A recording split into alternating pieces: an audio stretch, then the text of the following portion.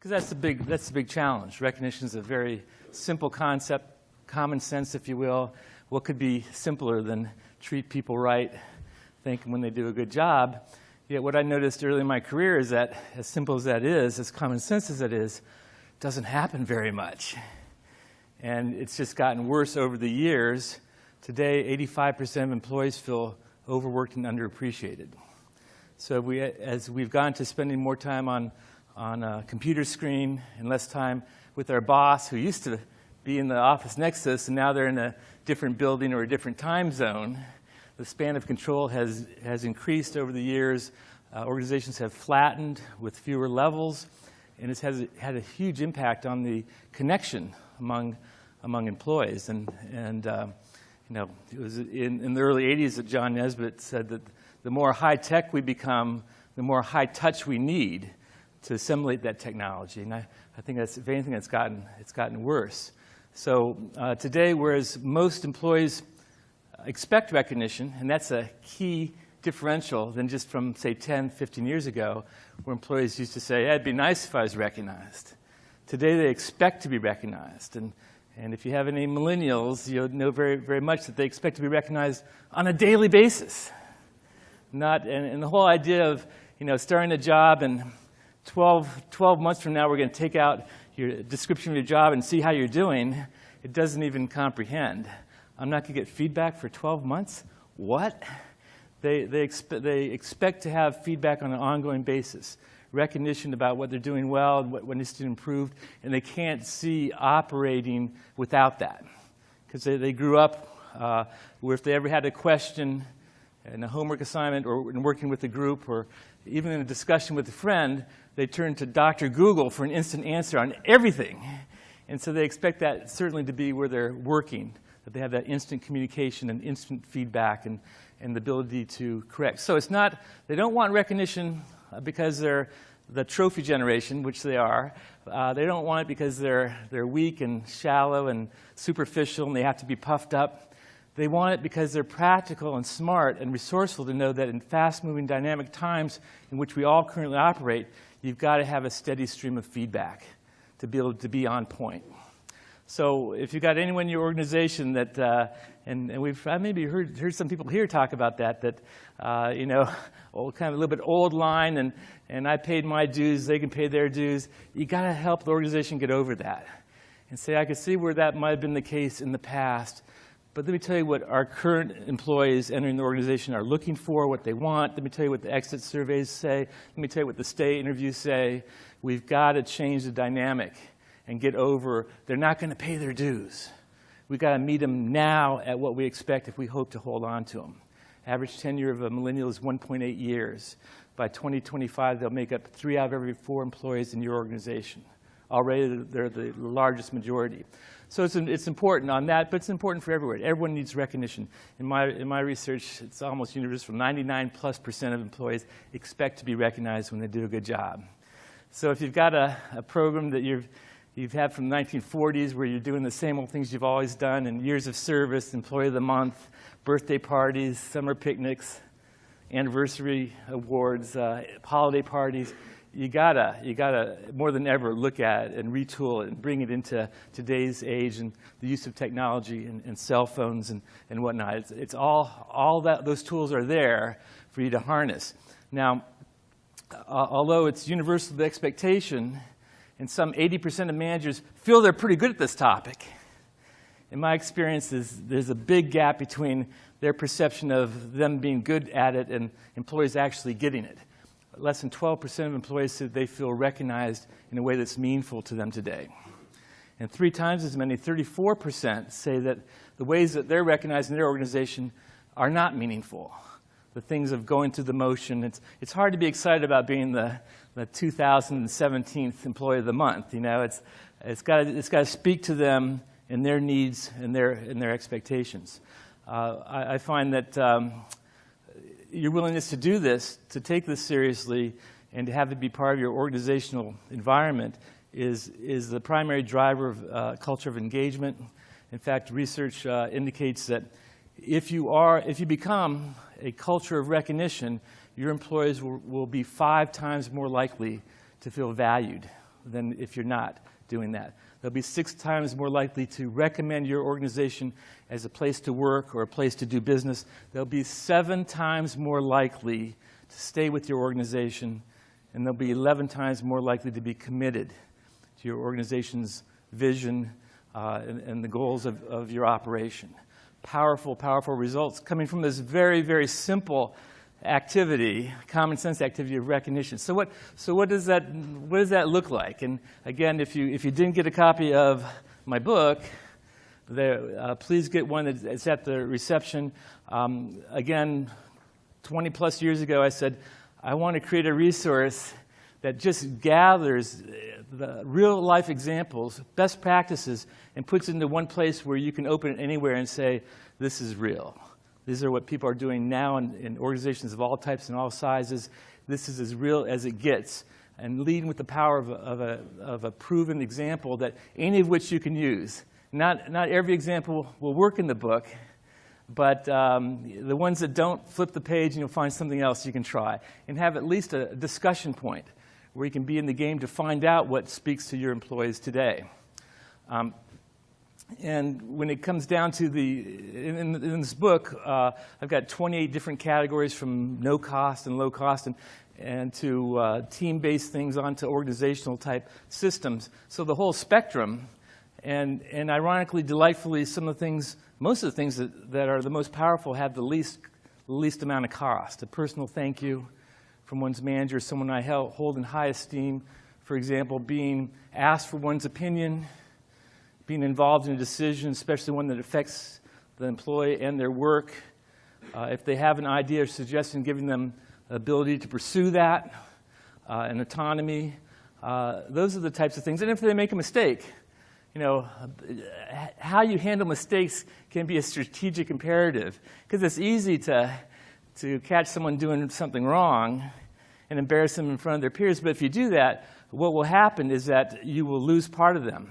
They'll be hard to get back.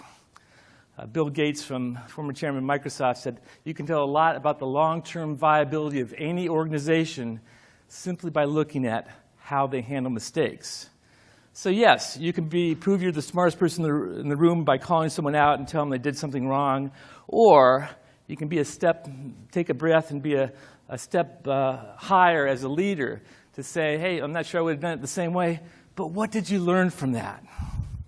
That could be some of the best training that you've had all year. In fact, I want to talk about in our team so that we all can learn from that mistake that was made. That's actually even great news. You can have a silver lining that makes it someone not afraid to make a mistake, but someone that embraces that and does a better job in the next challenge that they're faced. So those are really the top things that have the greatest impact. And when it comes down to the specifics, again, it's all over the map. One of the examples I like to use is from Hewlett-Packard, when a software engineer one day burst into his manager's office and said, you won't believe it, I found the software bug. Been working for weeks on it. And the manager, knowing the importance of a timely recognition, wanted to do something then and there. Not the end of the month, not the end of the quarter, heaven forbid, end of the year. That's ancient history in a fast-moving, dynamic organization. You have to capture the moment in the moment. And literally this manager groped around his desk, hands the senior software engineer a banana from his lunch with the words, great job, I knew you could do it. Now, I'm not sure how you'd feel if your boss gave you a banana one day. That might seem kind of silly, right? But it wasn't silly to the person that got it. He showed everyone the banana the boss gave him and why. It took on a life. It took on a story of its own. Today in that division in Hewlett-Packard, Sunnyvale, California, 17 years later, the most prestigious award for technical achievement is the Golden Banana Award. Not the same banana. They retired that puppy, and and this is the thing. You've got to get into the game. You've got to get traction. And then once you have traction, you've got to get leverage. How do we make more out of it?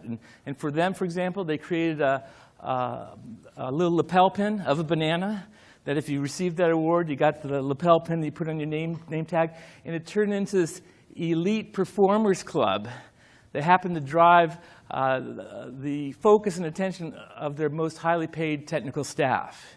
Now, we can argue if that should have happened or why did it happen, but the fact is that is real. And it's very real for them. And it means as much, if not more, to those technicians than their paycheck, which is already pretty high. It drives their focus and attention, and it creates a buzz and excitement that helps to drive substantially more of the same from their peers and for others. So every time you recognize you're making someone feel good about the job they did, and recognition needs to be performance-based, but you're also at the same time sending a message to everyone else that here's the recognition, either directly or secondhand, and systematically with each time you do it right, you're sending a notion to everyone, this is what gets noticed around here. This is the things that we need everybody to do. And that helps to create the culture and the consistency that is so important today. Or you take, for example, at the Busch Gardens, owned by Anheuser-Busch in Tampa, Florida. They give all their supervisors tokens. I got one here, a little token, and it says on it, Anheuser-Busch, making friends is our business. And they arm their supervisors with this token to say, when you see an employee, even someone that doesn't work for you, even someone that you haven't met yet, if you see them doing one of the behavior that speaks to our core values, which for them are safety and service and teamwork, that type of thing, give them a token on the spot or here and now. And so here's somebody helping somebody carry boxes. No one asked them to do that. That's teamwork. Thanks for jumping in. Here's somebody manning a lemonade stand out on the grounds, has a long line on a hot day, and yet he's making customers laugh. Service with a smile. You have a gift. You have a gift. This is for you. And what they do is, if you get a token, you can turn it into payroll. And the next paycheck, get an extra $20 in your paycheck. But they told me, Bob, nobody turns these in. These are magical. You've captured a moment in time. You've captured a spot where they did something well. Maybe someone from acknowledgement from someone above them, and that's not something you're going to let go of. And this becomes a memento, becomes a reminder. It creates a follow-up as they show it to their kids at home, or if they're out to lunch and they pull out change to pay the bill, and hey, you got one of those tokens. What's that for? Oh, I had an idea if I could save us some money. My boss agreed and gave me this token. Really? I got an idea that can save us some money too. And a dialogue and a multiplier effect. Harnessing the power of recognition, this is what happens.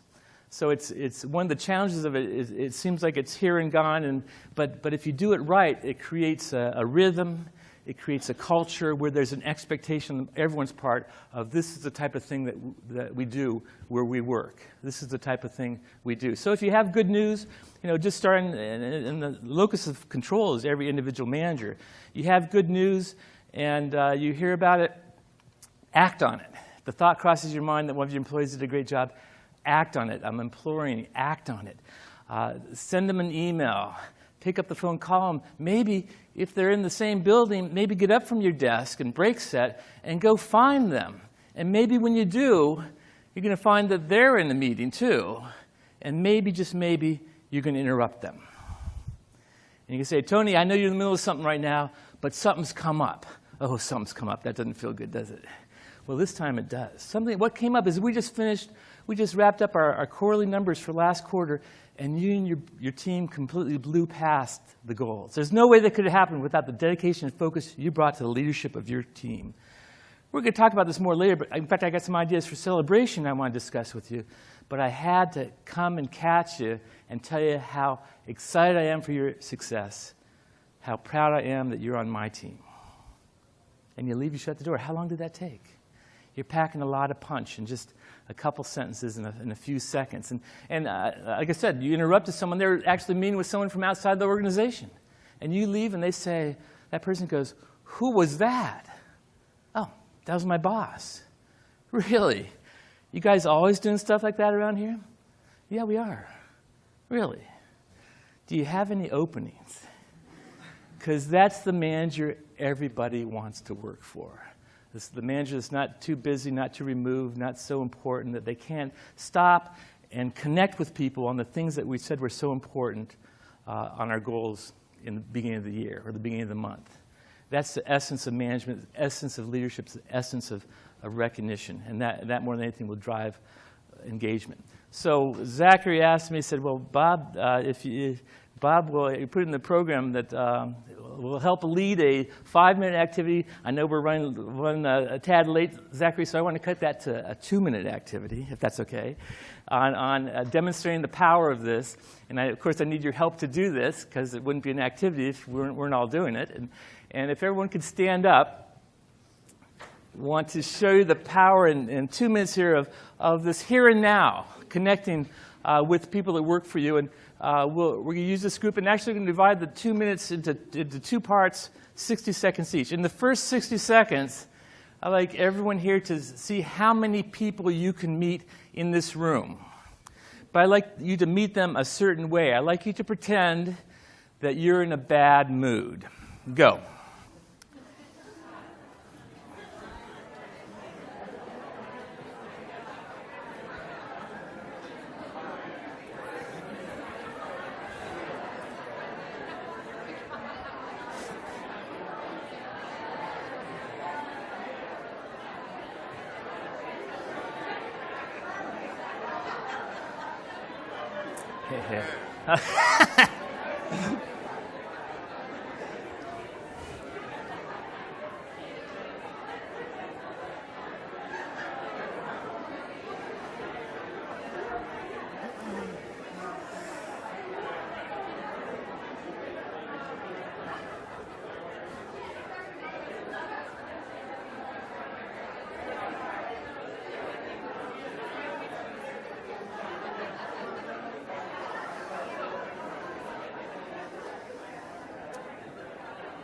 Okay, very good. Stay right where you are.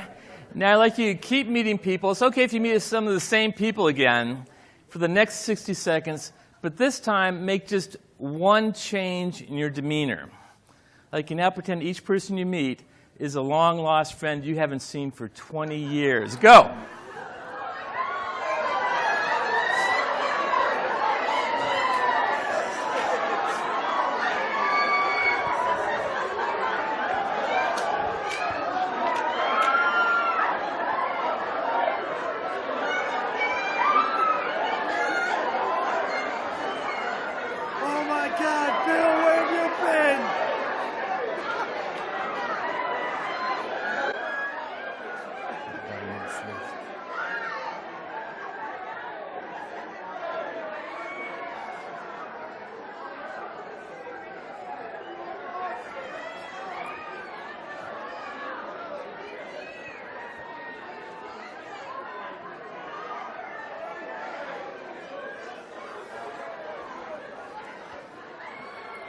All right. Person has a lot of friends they haven't met. All right, very good. Big stretch and have a seat. Let's see what we can, let's debrief that 2-minute exercise and see what we can learn on something we can take forward with us on this topic. In the first 60 seconds, when you were in a bad mood, what did you notice about your behavior or that of others? Anyone? Just call it out. Very unfriendly. What else? Awkward? Very closed off, protected. What? Low energy. Very low energy. How about the second 60 seconds? What did you notice that was different? Hugging. Sure, that hugging, yeah, what do we call that? Sexual harassment, actually. I think tomorrow there's a session on that you might want to attend. No, we'll call it touching without taking, okay? Kind of politically correct. But yeah, there's much more physical contact. Do you notice the volume shot up? The amount of laughing shot up? This demonstrates the power that each of you have in your sphere of influence, the people that you lead. And by consequence, if you get your managers to see it as well throughout the organization, in everyone's sphere of influence, you have the ability to impact the motivational environment. You have the ability to light them up in a very, very real way. So do you light up a room when you enter it, or do you light it up when you leave? Okay? I want to challenge you to think about that, because it's you as a leader, you have to be first and foremost a leader of energy. And so if you're court low on that, because I've managed employees for over 30 years, and I've had the gamut, and you got employees, they go, I wish, what's their problem? Why can't they do what I ask? Why do I have to repeat myself and this and that? And along the way, I realized that if you're not getting the behavior you want from an employee, you got to look in the mirror and asking, what am I doing to lead the charge in the way to have them feel my passion and excitement? And then maybe if your passion and excitement isn't there, you got to do another reality check. Because you're not going to be effective if you can't be excited to bring the energy to your team, to ignite them, to have them take your passion and amplify it as they speak with the customer, as they work with the colleague. It's that real. So I know some managers that tell me, Bob, that when they walk into their building each morning, some manager said, I will stop and pause before I open the front door. And I'll think about what's on my mind, what I might be worried about. If it's something important, I'll take out a piece of paper and write it down so I don't forget it. But they strive to clear their head, because when they open that door and walk in, they're stepping on stage. And the audience you play to each and every day are the people that work for you. And they're all looking to you with the same questions. How are we doing? How am I doing? And if you ignore those answers and leave them wanting, they already have a step out of the organization. They already are. You take the younger generation today, they are looking for the next job from the moment they take the current one. They get pinged if someone looks at their resume. If you want any chance to keep them beyond 1.8 years, you better engage them, energize them from the get-go. And from the very first conversation, talk about what's on the horizon beyond 1.8 years. The very first conversation. If you do a good job here, and it's all based on doing a good job, here's the different directions you can go. Here's what I'm going to do to help you get there. We're in it together. That is what employees today entering an organization are looking for, and that's what they expect from you more than anything.